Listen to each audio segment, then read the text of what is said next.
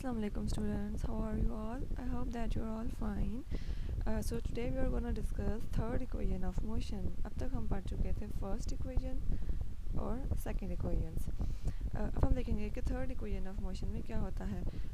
Remember this graph, ये वो graph है जिसको हमने यूज़ किया था फर्स्ट इक्वेशन और सेकंड इक्वेशन को ड्राइव करने के लिए। तो इसी ग्राफ को हम थर्ड इक्वेशन को ड्राइव करने के लिए भी यूज़ करेंगे। अब लास्ट टाइम हमने क्या किया था, फर्स्ट और सेकंड इक्वेशन में हुआ क्या था कि आपने इस ग्राफ को पार्ट्स में डिवाइड कर लिया था। ठीक है, ऊपर वाला हिस्सा था ट्रायंगल और नीचे वाला हिस्सा था रेक्टेंगल। अब इस वाले थर्ड इक्वेशन में आपने करना क्या है, आपने इसको डिवाइड नहीं करना, बल्कि आपने ये पूरी फिगर जो यहाँ से लेकर यहाँ तक ऐसे है, जो ट्रेपीजियम कहलाती है, आपने इसको यूज़ करना है, इसका एरिया निकालना है। जैसे कि आप इसको इंग्लिश में भी यहाँ से पढ़ सकते हैं। In speed time graph the total distance S travelled by the body is given by the total area under the OABD graph. यानी कि जैसे कि हम जानते हैं कि अगर हमने टोटल डिस्टेंस फाइंड आउट करना हो तो वो क्या होता है, total area under the graph. तो यहाँ पर टोटल एरिया कौन से ग्राफ के अंडर होगा, ये OAB और ये यहाँ से नीचे D।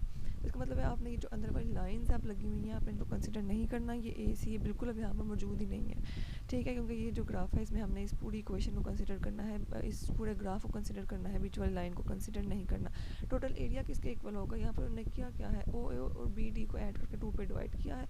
ये OA क्या है, ये साइड ये जो लेंस है ना, ये है OA और ये BD, इन दोनों लेंस को ऐड करके 2 पे डिवाइड करके ये बेसिकली एवरेज लिया जा रहा है। और इसको मल्टीप्लाई किया है OD के साथ। OD क्या है, ये वाली लाइन, OD ये नीचे वाली लाइन। वैसे इसको ट्रेपीजियम के एरिया में क्या होता है कि आप दोनों साइड की लेंथ को ऐड करके 2 पे डिवाइड करते हैं और फिर हाइट से मल्टीप्लाई करते हैं। अब हाइट यहाँ पर इसको ये OD को कंसिडर किया हुआ है। अब बस थोड़ी सी इसकी सिंप्लीफिकेशन की है। 2 को जब इस तरफ ले जाके क्रॉस मल्टीप्लाई कराया है तो ये 2s हो गया और बाकी इस तरफ ये वाली चीज़ें बच गई।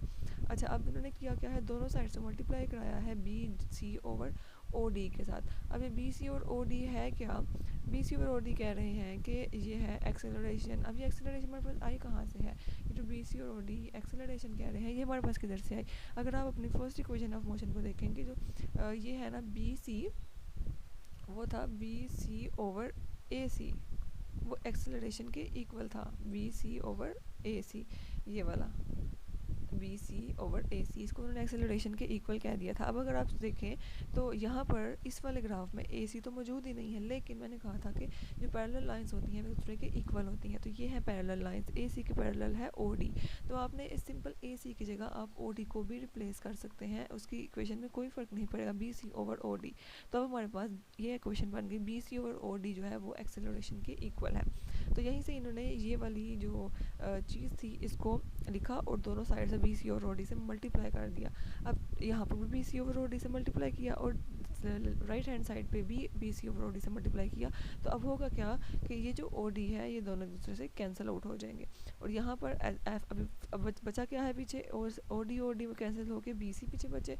अब आगे क्या होना है, BC ओवर, अब इन्होंने क्या करना है, सिंपल सब्स्टिट्यूट करनी है वैल्यूज़। अब वैल्यू सब्स्टिट्यूट की, BC ओवर OD की वैल्यू क्या आती, 2, इसकी वैल्यू थी एक्सेलरेशन, तो 2s के साथ मल्टीप्लाई कर दिया हमने A को, ठीक है, इसको हमने A को मल्टीप्लाई कर दिया। अब नेक्स्ट उन्होंने वैल्यू डाली हुई है वो किसकी है, अब OA प्लस BD की इन्होंने वैल्यू डाली है और BC की भी वैल्यू डाली है। अब OA अगर आप देखें तो OA क्या वैल्यू थी, OA यहाँ से लेके यहाँ तक की वैल्यू थी ना, O से लेके A तक की वैल्यू। तो अगर आप देखें तो O से लेके A तक की वैल्यू VI बन रही है, तो हमने यहाँ पर VI सब्स्टिट्यूट कर दिया। और BD क्या था, BD यहाँ पर अगर आप देखें यहाँ से लेके यहाँ तक की जो पूरी लाइन है इसको BD कहा गया है। अब अगर आप इसके पैरेलल एक्सिस की तरफ आ जाए तो BD की वैल्यू बन रही है ये VF, ये वैल्यू बन रही है, तो हमने ये डाल दी। अब आगे जो है ना BC की वैल्यू उन्होंने डाली हुई है VF माइनस VI। ये कैसे डाली थी, BC हमने ये देखें BC की ये वैल्यू है ना, BC यहाँ से लेके यहाँ तक है, तो हमने क्या किया था, हमने बोला कि BD अगर आप BD में से माइनस कर दें CD को, यानी कि अगर आप BD से अगर आप माइनस कर दें CD को तो आपके पास आ जाएगा BC। ये बेसिक मैथमेटिक्स है, इसमें कुछ और यूज़ नहीं हुआ। यानी कि अगर आप इस पूरी लाइन में से इतना हिस्सा माइनस कर देंगे तो जाहिर आपके पास पीछे यही वाला हिस्सा बचेगा। तो आपने यहाँ पर तो ये क्या थी, अब BD क्या था, BD यहाँ से लेके यहाँ तक की पूरी लाइन थी तो उसका नाम था VF, ठीक है, अगर आप ग्राफ में देखें तो आपको पता लगेगा। और जो CD था वो यहाँ से लेके यहाँ तक की लाइन थी वो VI थी।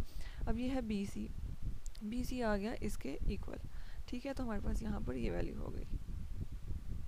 अब यहाँ पर उन्होंने क्या किया है, सिंपल इन दोनों को मल्टीप्लाई कर लिया है, वी आई वी एफ, मतलब कि इन दोनों को वो वाला रूल लगा है ना जो मैथमेटिक्स का होता है कि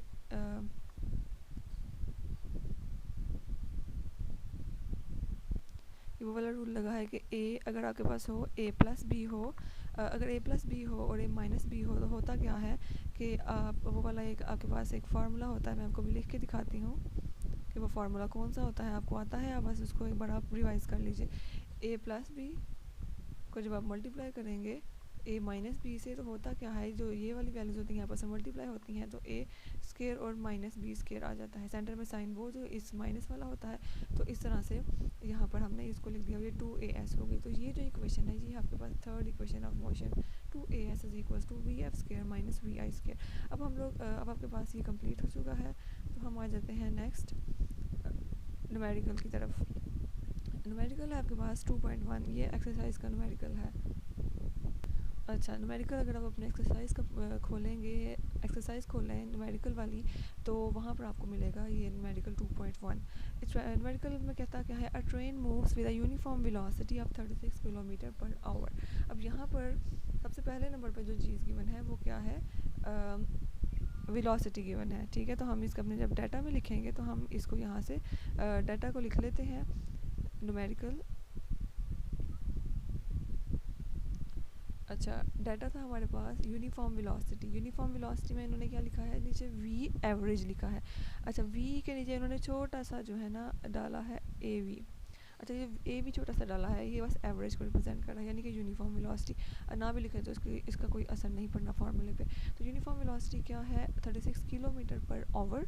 उसके बाद टाइम है फॉर 10 सेकंड्स की, जो ट्रेन थी उसने यूनिफॉर्म वेलोसिटी से मूव किया कितने टाइम के लिए, 10 सेकंड्स के लिए उसने इस वेलोसिटी से मूव किया। तो हमने लिख लिया टाइम क्या है, 10 सेकंड्स का। उसने कहा है find the distance travelled by, यानी कि हमारे पास सिर्फ दो चीज़ें गिवन है, आपको वेलोसिटी दी गई है, टाइम दिया गया है, आपने फाइंड क्या करना है, डिस्टेंस।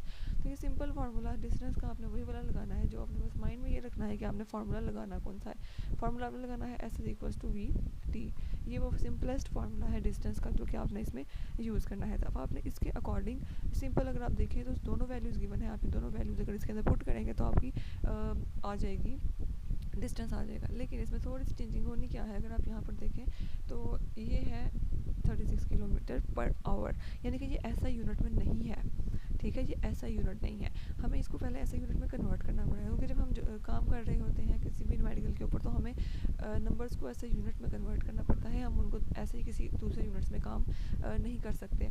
तो हमने करना क्या है, किलोमीटर और जो पर आवर है ना ये वाला, इसका ये जो -1 ऊपर आता है, इसका मतलब है कि ये जो आवर था असल में ये नीचे था, तो ये जब ये ऊपर आया है तो आपको पहले मैंने बताया था कि जो रेसिप्रोकल पावर्स होती हैं तब वो नेगेटिव में कन्वर्ट हो जाती हैं। तो हम आवर को अगर वापस नीचे ले जाएं, अब सिंपल हमारे लिए काम करना ज़्यादा आसान है। किलोमीटर की जगह आप 1000 लग देंगे, किलोमीटर जो है वो 1000 के इक्वल होता है, और आवर में जो है ना कितने सेकंड्स होते हैं, 60 मल्टीप्लाई बाई 60, मतलब एक आवर में 60 मिनट्स और एक मिनट में 60 सेकंड्स। आप इन दोनों को जब मल्टीप्लाई करेंगे तो ऊपर बन जाएगा 36,000, नीचे बन जाएगा 3600। इनके जीरोस वगैरह आपस में कट जाएंगे और कुछ कैंसिलेशन होने के बाद इसका आंसर आ जाएगा 10 मीटर पर सेकेंड, यानी कि हमारी वेलोसिटी अब हो गई है 10 मीटर पर सेकेंड। तो अब हम क्या कर सकते हैं, इसको सिंपल पुट कर सकते हैं फार्मूले में। वेलोसिटी थी 10 और टाइम था 10, आपने दोनों की जगह वैल्यू जब पुट की तो ये आपके पास आ गया 100 मीटर। तो ये हो गया डिस्टेंस, तो ये वो डिस्टेंस था जो इस ट्रेन ने कवर किया था। तो I hope that you understand. तो अगर कुछ समझ ना आए तो आप पूछ सकते हैं और इसको पढ़ें, थर्ड इक्वेशन ऑफ मोशन की प्रैक्टिस करें, इनको याद रखें, और इस न्यूमेरिकल को अगर आपने नोट नहीं किया हुआ तो इसको भी अपने नोटबुक पे नोट कर लें। तो अल्लाह हाफिज़।